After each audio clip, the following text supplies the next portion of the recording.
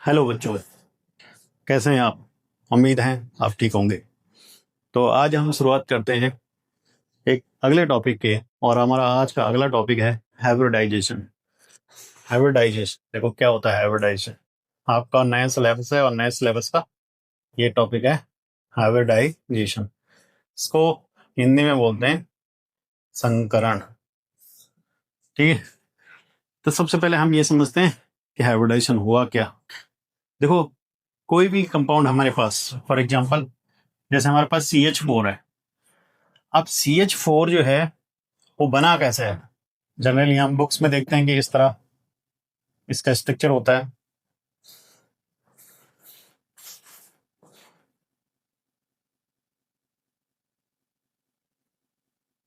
तो आखिर ये जो स्ट्रक्चर है, इसमें जो C है, कार्बन सेंटर एटम है, और उसमें जो हाइड्रोजन यहाँ से अटैच्ड है, इनके बीच में जो ये बॉन्डिंग हो रखी है, आखिर ये हो कैसे रखी है?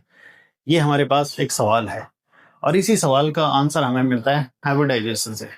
हाइब्रिडाइजेशन क्या कहता है कि बॉन्डिंग करने से पहले जो सेंटर एटम होता है उसके ऑर्बिटल्स क्या करते हैं, इंटरमिक्स होते हैं, आपस में मिक्स होते हैं, और मिक्स होके एक नई तरह के कैरेक्टर पैदा करते हैं अपने अंदर। और जब नई तरह के कैरेक्टर पैदा करते हैं तो उसकी वजह से उनके अंदर डीजनरेसी, यानी उनकी ऊर्जा का जो स्तर होता है वो एक जैसा हो जाता है, और उनका शेप भी एक जैसा हो जाता है, जिससे उनको बहुत आसानी होती है बॉन्डिंग करने के लिए। और अगर वो हाइब्रिडाइजेशन में टेक पार्ट नहीं करते तो फिर बॉन्डिंग होनी आसान नहीं होती, क्योंकि हर ऑर्बिटल अपनी एनर्जी डिफरेंट टाइप रखता है। तो डिफरेंट टाइप में एनर्जी होने की वजह से बॉन्डिंग होनी थोड़ा मुश्किल हो जाएगी। और अगर हम बॉन्डिंग नहीं होगी तो किसी भी कंपाउंड का जो एग्जिस्टेंस है उसकी इमेजिनेशन नहीं की जा सकती। तो चलिए, हाइब्रिडाइजेशन क्या कहता है? हाइब्रिडाइजेशन करता है कि बॉन्डिंग के लिए क्या करता है, intermixing, intermixing of atomic orbitals, atomic orbitals. Atomic orbitals क्या करते हैं, इंटरमिक्स करते हैं। Intermixing of intermixing of atomic orbitals, and उसमें हम जोड़ेंगे having similar energy, similar energy, and form new set of equivalent orbitals which are degenerate and same in shape। देखो क्या हाइब्रिडाइजेशन, हाइब्रिडाइजेशन कॉन्सेप्ट कहता है कि बॉन्डिंग करने के लिए ऑर्बिटल्स, जो सेंट्रल एटम होता है उसके ऑर्बिटल्स क्या करते हैं, इंटरमिक्स होते हैं। और वो इंटरमिक्स होने वाले ऑर्बिटल्स कौन से होते हैं? वो होते हैं atomic orbital having similar energy. ऐसे एटॉमिक ऑर्बिटल जिनके पास क्या होती है, सिमिलर एनर्जी होती है, यानी आसपास की एनर्जी होती है। और आसपास के एनर्जी वाले ऑर्बिटल्स क्या करते हैं, आपस में इंटरमिक्स होते हैं, मिक्स हो जाते हैं, और मिक्स हो क्या बनाते हैं, नए सेट बनाते हैं इक्विवेलेंट ऑर्बिटल्स, यानी उतने ही नए प्रकार के ऑर्बिटल्स बनाते हैं। ठीक है। और जो ऑर्बिटल्स कैसे होते हैं, डीजनरेट, डीजनरेट का मतलब है कि उनकी जो एनर्जी लेवल है, एनर्जी लेवल है वो क्या होता है, इक्वल होता है, एकदम एग्जैक्ट होता है, और उनका जो शेप होता है वो भी एक जैसा होता है। तो चलिए थोड़ा एग्जांपल से समझते हैं। जैसे इसी को देख लीजिए, आप CH4 को समझते हैं। जो सी में CH4 कौन, CH4 में जो सेंट्रल एटम है वो कौन सा है, कार्बन है, और कार्बन का एटॉमिक नंबर होता है 6। अब एटॉमिक नंबर 6 होने की वजह से देखो इसका कॉन्फ़िगरेशन क्या होगा, 1s2, 2s2, 2px, 2py और 2pz। अब देखो आप 6 इलेक्ट्रॉन है तो 2 और 4 ही हो गए, और 2 4 ही हो गए, और 5 ही हो गए, और 6 ही हो गए। ठीक है। अब जब क्या कहता है, ये कॉन्सेप्ट क्या कहता है कि बिफोर बॉन्डिंग, बिफोर बॉन्डिंग यानी बॉन्डिंग करने से पहले, configuration of carbon is like that, कौन सा, ये वाला, कि ये कॉन्फ़िगरेशन ही होता है कार्बन का। लेकिन बॉन्डिंग करने के लिए वो क्या होता है, एक्साइटेड होता है। एक्साइटेड का मतलब वो उससे वो एनर्जी हासिल करता है और अपने इलेक्ट्रॉनों को क्या करता है, इधर उधर डिस्ट्रीब्यूट करता है।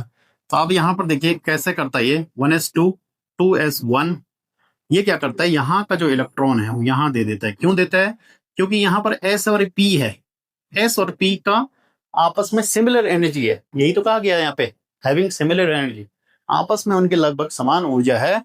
और समान ऊर्जा होने की वजह से यहाँ पर क्या होता है, वो अपने इलेक्ट्रॉनों को इधर उधर कर सकते हैं। यहाँ पर इलेक्ट्रॉन यहाँ एक दूसरे ऑर्बिटल में जब कर सकते हैं, क्योंकि एनर्जी का डिफरेंस बहुत ज्यादा नहीं होता है यहाँ पर। और यहाँ पर फिर क्या होता है, देखो 2px1 2py1 और 2pz1। अब देखिए, अब यहाँ पर आपको क्या दिख रहा है कि 4 ऑर्बिटल्स ऐसे दिखेंगे जिसमें अनपेयर्ड इलेक्ट्रॉन है, और 4 ऐसे ऑर्बिटल जो अनपेयर्ड हैं, ये ऑर्बिटल्स क्या कर सकते हैं, बॉन्डिंग में टेक पार्ट कर सकते हैं। लेकिन before taking part in the bonding they undergoes into hybridisation. उन्हें हाइब्रिडाइजेशन में जाना होगा, हाइब्रिडाइजेशन में जाना होगा, यानी हमें हाइब्रिड होना होगा। तो हाइब्रिड करने के लिए क्या करेंगे, इंटरमिक्स करेंगे। अब एस का शेप कैसा होता है, ध्यान दीजिएगा, ये इंटरमिक्स होंगे आपस में। एस का शेप कैसा होता है, स्फेरिकल। पी एक्स का शेप कैसा होता है, डम्बेल। फिर पी वाई का शेप कैसा होगा, इस डायरेक्शन में। पी जेड का डायरेक्शन कैसा होगा, इस डायरेक्शन में। तो ये 2px है, ये 2py है, और ये 2pz है, ठीक है। अब ये जब इंटरमिक्स करते हैं तो इंटरमिक्स करके क्या बनाते हैं, form new set of equivalent orbitals. नए सेट बनाते हैं। इक्विवेलेंट ऑर्बिटल मतलब उतने ही ऑर्बिटल्स जितने एटॉमिक ऑर्बिटल्स थे। और अब कितने ऑर्बिटल्स मिलेंगे, 4 ऑर्बिटल्स। जब 4 ऑर्बिटल्स मिलते हैं तो उनकी जो ज्योमेट्री होती है, जब वो इंटरमिक्स करते हैं, और इंटरमिक्स करने के बाद जब वो किसी स्पेस में लाई करते हैं, स्पेस में लाई करने का मतलब किसी जगह पे किसी सेंट्रल एटम के पास रहते हैं, तो किस तरह उनके अरेंजमेंट होता है, वो होता है जब 4 ऑर्बिटल्स कार्बन के यहाँ पर इंटरमिक्स करते हैं तो उनकी जो ज्योमेट्री होती है वो होती है इस तरह। देखो देखो, जब 4 ऑर्बिटल्स बनेंगे तो प्रत्येक ऑर्बिटल्स का एक लोब बड़ा हो जाएगा, इसको क्या बोलते हैं, लोब, LOB।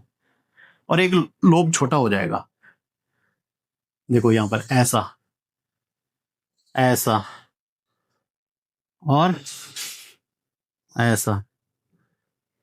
तो ये जो ऑर्बिटल्स हैं, ये हाइब्रिड ऑर्बिटल्स हैं। देखो कौन से ऑर्बिटल्स, एक एस और 3 पी ऑर्बिटल्स ने आपस में जब पार्टिसिपेट किया हाइब्रिडाइजेशन में, इंटरमिक्स हुए, तो नए 4 सेट बने, 60 सेट नहीं सॉरी 4 ऑर्बिटल्स बने। और उन ऑर्बिटल्स को हम कहेंगे sp3 हाइब्रिडाइज ऑर्बिटल्स। sp3 मतलब एक एस और पी, तीन की पी, सॉरी पी के 3 ऑर्बिटल्स आपस में हाइब्रिडाइज हुए और नए 3 प्रकार के हाइब्रिडाइज ऑर्बिटल बनाए। और स्पेस में जो उनकी ज्योमेट्री होती है वो उसको कहते हैं हम टेट्राहाइड्रल, उसे हम कहते हैं टेट्राहाइड्रल।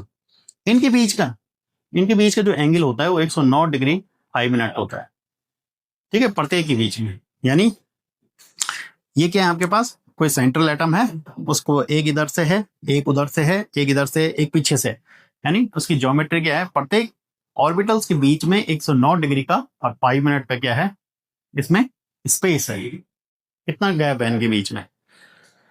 तो प्रत्येक ऑर्बिटल्स जब ज्योमेट्री लाई करते हैं, ज्योमेट्री में रहना पसंद करते हैं, तो कोशिश करते हैं कि एक दूसरे से मैक्सिमम डिस्टेंस पर लाई करें, मैक्सिमम डिस्टेंस पर रहें, उससे उनके बीच का क्या होगा, रिपल्सन कम से कम होगा। इसी तरह इसको देखिए आप, हम तो बात कर रहे थे CH4 की, अब क्या है, सेंट्रल एटम कार्बन है, कार्बन के 3 ऑर्बिटल्स क्या हो गए, हाइब्रिडाइज हो गए। कौन कौन से, ये वाले S और P। अब देखो यहां पर इस S और P में क्या होगा, क्या था, 2px1 2py1 2pz1 और एक था 2s1। ये ऑर्बिटल हाइब्रिड्स में हाइब्रिडाइज हुए। अब इनके पास क्या है, 4 एटम हाइड्रोजन के हैं।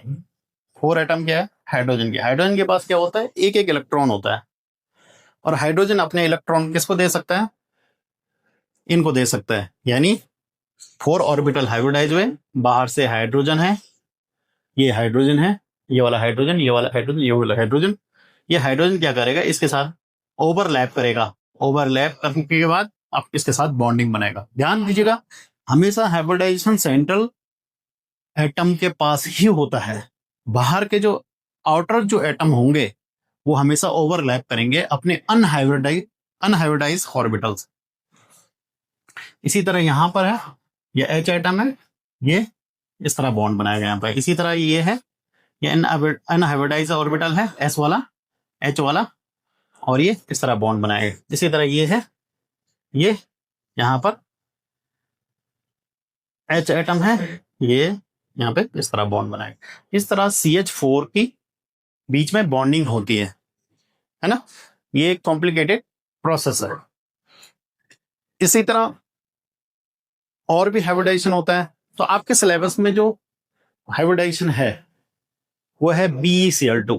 BeCl2, तो सबसे पहले BeCl2 के बारे में समझते हैं हम। देखो, जो सिलेबस का पार्ट है वो है हाइब्रिडाइजेशन इन BeCl2। आप ही बताइए कि BeCl2 में कौन सा हाइब्रिडाइजेशन होगा। तो हमें पहले शॉर्ट ट्रिक नहीं अपनानी है इसमें, हम पहले थोड़ा विस्तृत अध्ययन करना चाह रहे हैं। देखो, BeCl2 में कौन सा हाइब्रिडाइजेशन होगा। आप बेरिलियम, एक सेंटर एटम है इसका, और इधर से Cl है और इधर से Cl है, ठीक है। अब बेरिलियम सेंट्रल एटम है, तो बेरिलियम का एटॉमिक नंबर कितना होता है, 4,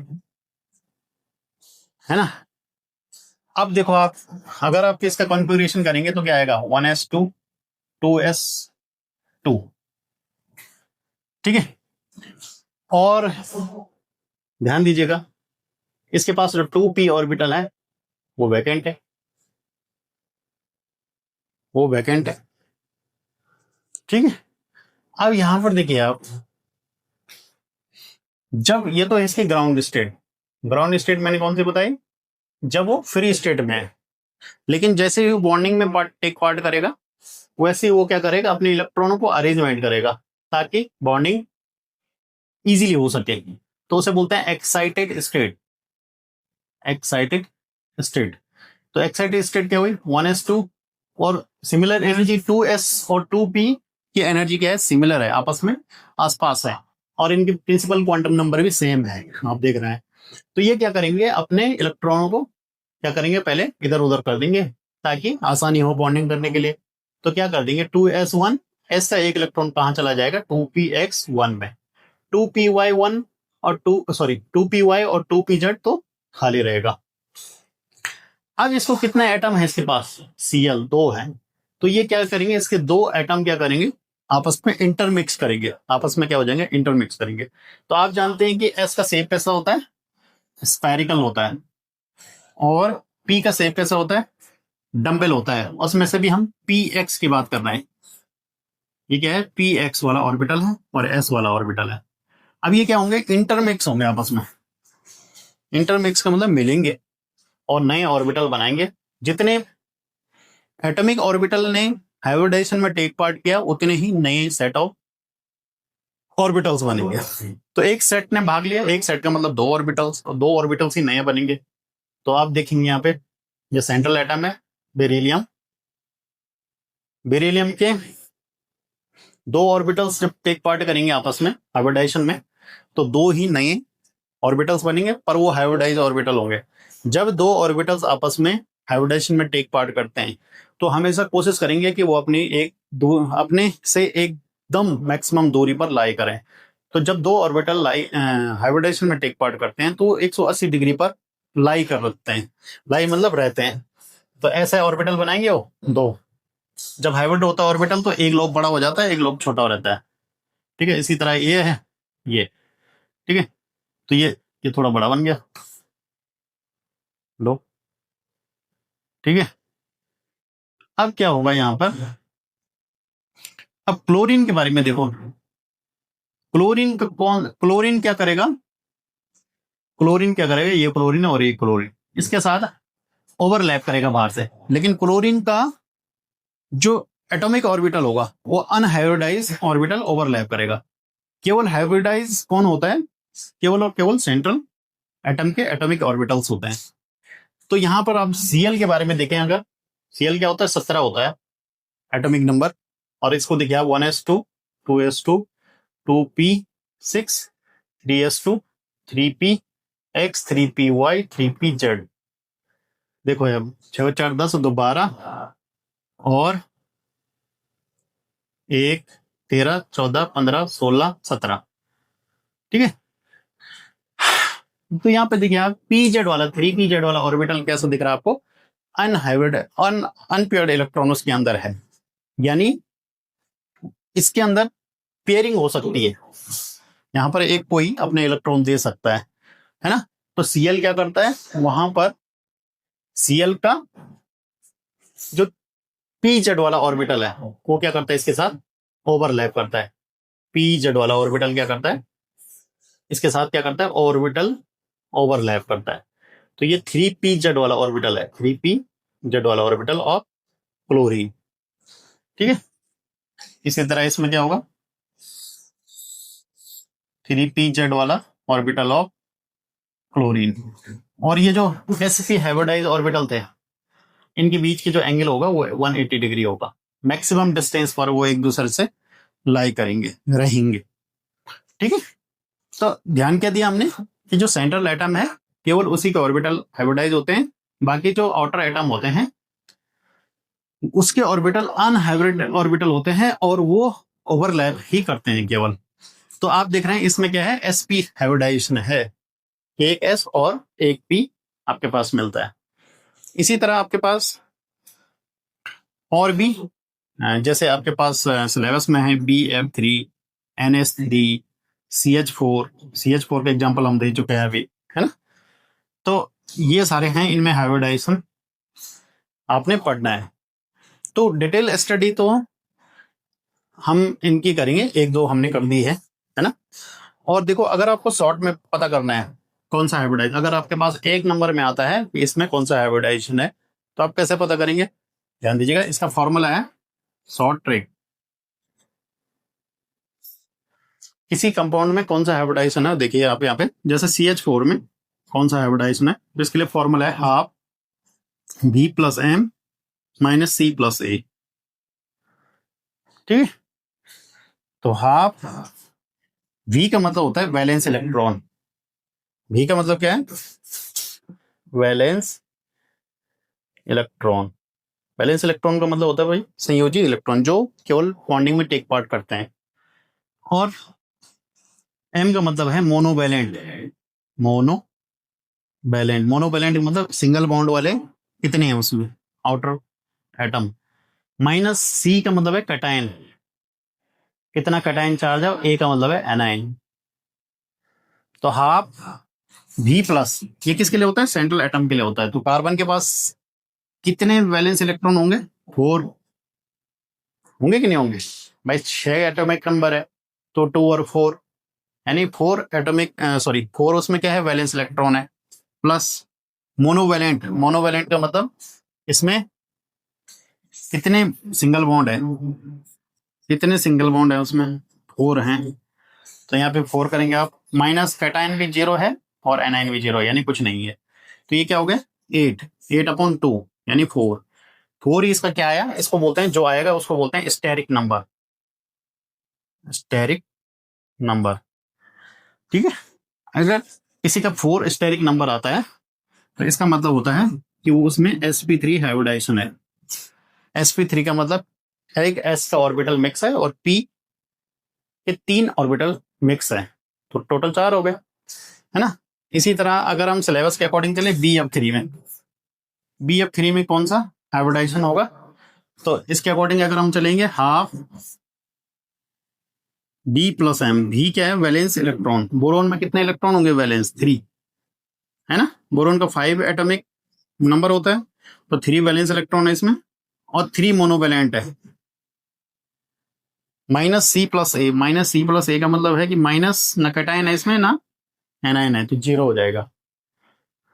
तो कितना हुआ, 6/2 यानी 3 हो गया आपके पास स्टेरिक नंबर 3 का मतलब क्या हुआ, sp2, 2 और 1 3, दो के पी, दो ऑर्बिटल पी के हैं और एक ऑर्बिटल एस का है। इसी तरह NH3 है, अगर हमें NH3 में निकालना होता है तो क्या करेंगे हम, NH3 में क्या होगा, half V plus N, V देखो आप, V मतलब वैलेंस इलेक्ट्रॉन, तो कार्बन नाइट्रोजन के पास कितने इलेक्ट्रॉन है, 5 प्लस 3 मोनोवैलेंट है, 3 हाइड्रोजन के पास, माइनस एनाइन प्लस कैटाइन कुछ नहीं है, 0। ठीक है, तो क्या हो जाएगा, हाफ, यानी ये सीधा हो जाएगा 8/2, यानी sp3 हाइब्रिडाइजेशन यहाँ, जिसका स्टेरिक नंबर 4 आएगा, जिसका स्टेरिक नंबर 5 आएगा उसका क्या आएगा, sp3d, जिसका स्टेरिक नंबर 6 आएगा उसका क्या होगा, sp3d2, है ना। तो इस तरह ये हाइब्रिडाइजेशन हम निकालेंगे, और प्रत्येक की हम, अगर पेपर में आता है BaCl2 के बारे में समझाइए तो मैथ समझाएंगे, इसी तरह हम बोरोन को भी समझा सकते हैं, इसी तरह हम नाइट्रोजन को भी समझा सकते हैं, मीथेन को भी समझा सकते हैं। ठीक है, तो thank you for today's class.